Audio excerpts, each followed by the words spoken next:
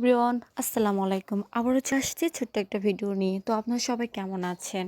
অনেকে বলে যে পেজ চালায়, পেজে ভিডিও কেন ভিউ হয়, এঙ্গেজমেন্ট বাড়ে না। কিসের জন্য বাড়বে বলেন? আপনি যদি অন্যজনের ভিডিও না দেখেন, লাইক কমেন্ট না করেন, শেয়ার যদি না করেন, তাহলে কি এমনি এমনি আপনার ভিউ হবে? হবে না তো, তাই না?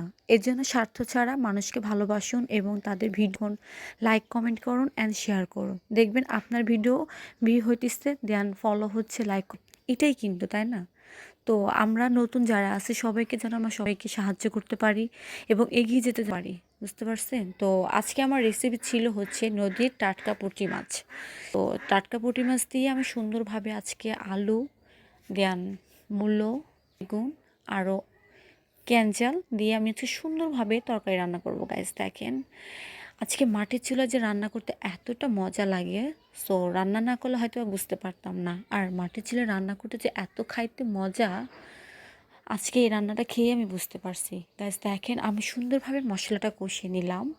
নেওয়ার পরে এটা এখন ভালোভাবে নাড়াচাড়া করার পরে দেন সবজিগুলো দিয়ে নিচ্ছি। দেখেন কত সুন্দর করে সবজিগুলো কাটিং করা হয়েছে। আর আজকে একটু টেম্পারেচার হাই ছিল, তো আমার কষানোটা হয়ে গেছে। দেন আমি পানিটা দিয়ে নিলাম। তো গ্যাস এত সুন্দর হয়েছে, খুবই ইয়াম্মি ছিল আজকে তরকারিটা। নদীর টাটকা পুঁটি মাছ দিয়ে নিজের হাতেই পুঁটি মাছগুলো মেরেছিলাম। তো আমার ভিডিওটা ভালো লাগলে অবশ্যই লাইক কমেন্ট শেয়ার করবেন আর পেজটা ফলো